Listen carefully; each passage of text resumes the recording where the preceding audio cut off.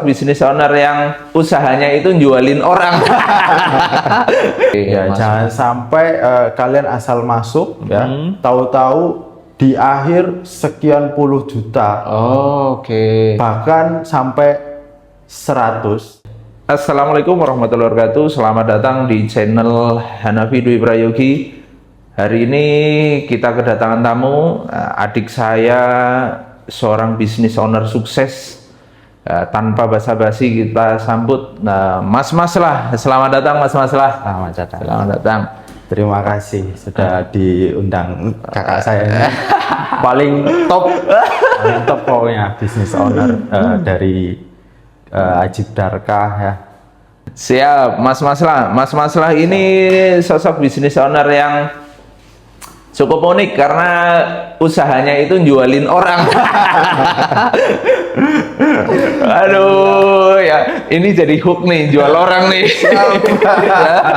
Nah, Mas lah bisa bantu ceritain nggak? Beliau ini kan sampean ini bisnis owner, punya LPK ya, LPK untuk pemberangkatan ke Jepang. Betul. Nah, awal mula usaha itu gimana? Boleh diceritain nggak?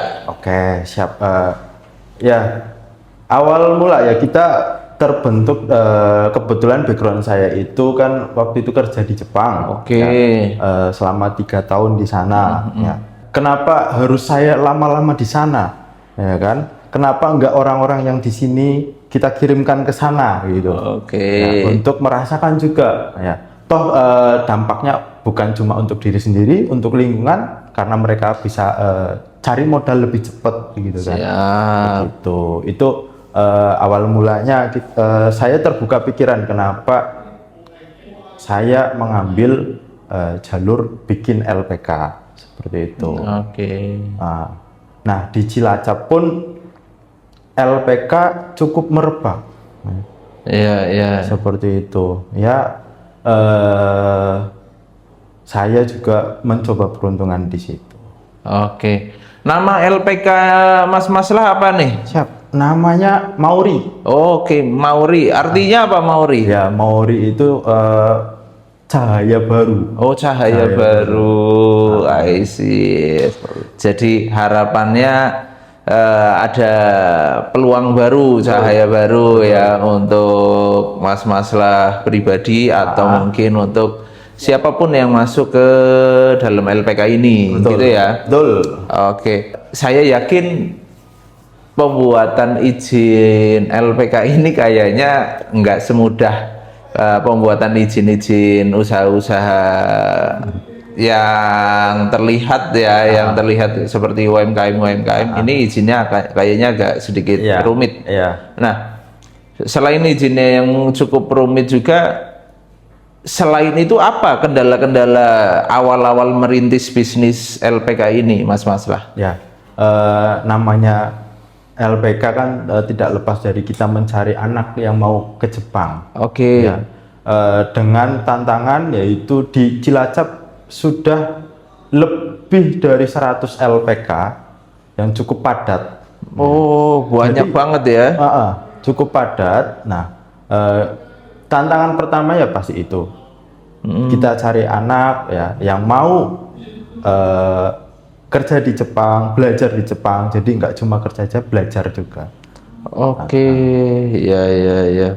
Tantangan terberatnya itu nyari anaknya, SDM-nya gitu. Betul. Nah, salah satu cara untuk menyelesaikan tantangan itu, masalah itu apa, Mas lah? Ya, kita kunjungan ke sekolah-sekolah. Oke, kita kolaborasi dengan sekolah-sekolah. Ya, ayolah anaknya yang berpotensi ingin mengembangkan bakatnya pun ya, atau mungkin ingin mencari modal lebih atau bisa lebih cepat, kita kerjasama dengan sekolah ataupun dengan lingkungan sekitar. Ya. Yang membedakan Mauri sama LPK lain apa tuh, Mas lah? Oke, Mauri ini cukup fleksibel tentu ya. Kita ada kelas intensif dan kelas karyawan, itu yang membedakan. Ya. Sejauh ini peminat untuk kelas karyawan itu cukup banyak, tapi tidak banyak LPK yang menampung. Oke. Cuma di Mauri kita berani buka kelas malam dan ada yang berangkat, bukan cuma mengadakan kelas saja. Jadi yang membedakan itu ada kelas karyawan Kelas gitu karyawan. ya, mungkin kelas karyawan. Oke.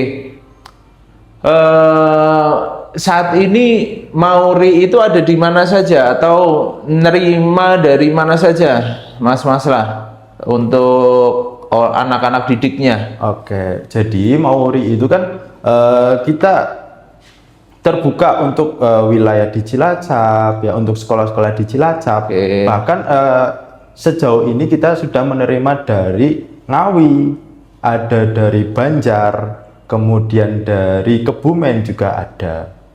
Jauh-jauh ya? Ya, seperti Oke. itu. Nah, selain tadi punya tantangan terberatnya itu nyari SDM tuh, nyari anak-anak untuk mau belajar lalu bisa bekerja nanti di Jepang gitu. Betul. Ada nggak tantangan-tantangan, karena saya lihat ini kan ngirim anak ke Jepang untuk kerja itu berarti kan ada 2 regulasi negara yang berbeda nih. Betul, betul. Pernah nggak tuh ada cerita yang cukup menyeramkan kah, atau yang nggak enak yang dialami gitu dari regulasi itu? Ya, tentu regulasi yang nggak enak ya, ya kayak terkadang itu ada aturan yang dadakan, yang baru saja, yang belum disosialisasikan, tapi peserta atau dari kita harus melaksanakan aturan tersebut. Jadi schedule kita bisa berubah. Yang tadinya taruhlah kita harus berangkat Februari, karena aturan baru kita yang harus pelajari dulu, bisa mundur. Seperti itu. Itu kan bikin rugi. Rugi waktu, rugi biaya, rugi tenaga. Iya. Dan itu emang seringkali kebijakan-kebijakan gitu yang emang nggak belum bisa kita antisipasi ya, karena emang dadakan seperti itu. Oke. Selain hal-hal negatif, hal-hal yang pernah dialami, pasti punya dong pengalaman terbaiknya tuh. Mungkin ada anak didik Mauri yang sukses di sana. Bolehlah sebutin contoh anak didik yang sukses di sana, boleh diceritain, Mas. Ya, Eka salah satunya. Eka, siswa kita. Namanya Eka. Ya. Saya ketemu beliau itu, anak tersebut waktu bantu saya dorong motor. Saya melihat dia ini orangnya rajin kerjanya, cekatan juga. Ya, saya melihat itu, wah ini anak berpotensi. Kemudian saya tawarin belajar. Saya gratiskan belajar, saya biayai untuk berangkat. Alhamdulillah sekarang udah bisa bantu orang tuanya renovasi rumah. Alhamdulillah sudah bisa beli tanah juga. Alhamdulillah sekarang sudah mulai nyicil bikin rumah. Alhamdulillah. Jadi sekarang masih ada di Jepang tuh. Oke. Mas lah. Itu tadi sedikit penggalan cerita anak sukses di sana. Mauri sendiri itu mendistribusikan anak-anaknya, SDM-nya itu di Jepang itu di bidang mana saja, Mas lah? Ya, di Mauri itu jangkauannya cukup luas. Ada di bidang pengolahan makanan, ada di perawat lansia atau kaigo, ada di perhotelan, ada di manufaktur, pengelasan. Cukup banyak ya. Perikanan pun ada. Banyak. Nah, yang tidak kalah penting juga nih, banyak juga anak-anak itu khususnya fresh graduate ya, yang baru lulus gitu, dia mau daftar nih ke LPK tuh. Itu udah ketakutan dulu dengan biaya-biaya. Apakah sedemikian mengerikannya daftar di LPK, harus keluar uang yang banyak atau seperti apa, Mas? Baik. Jadi anak-anak yang mau pergi ke Jepang ya terbatas dengan biaya, silakan datang ke Mauri, kita bantu kasih solusi untuk permasalahan biaya. Oke. Jangan khawatir tentang biaya. Oke.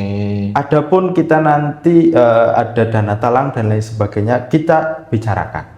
Siap. Oke. Berarti untuk adik-adik semua yang mau daftar, nggak usah takut terkait biaya. Biayanya itu kalau di Mauri bisa dibicarakan. Yang penting niat dulu. Betul. Mau belajar, lalu juga mau memperbaiki ekonomi. Betul. Kurang lebih gitu ya. Ya. Nah, oke. Oke.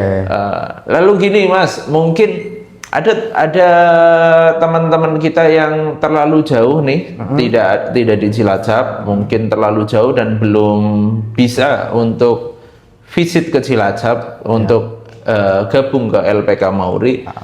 Bagi tips untuk menentukan LPK yang baik dan benar, karena nggak sedikit juga LPK tanda kutip ya yang bodong. Nah, bisa dibagi tips nggak untuk teman-teman? Oke. Pertama, silakan tanyakan biaya keberangkatan. Oke. Biaya keberangkatan kalau sudah tidak wajar atau terlalu mahal, ya skip aja. Skip aja. Ya. Ranknya berapa biaya keberangkatan? Oke, ranknya normalnya berapa? Silakan tanyakan di DM Mauri. Oke, ya siap. Lalu selain biaya keberangkatan, apa lagi? Ya,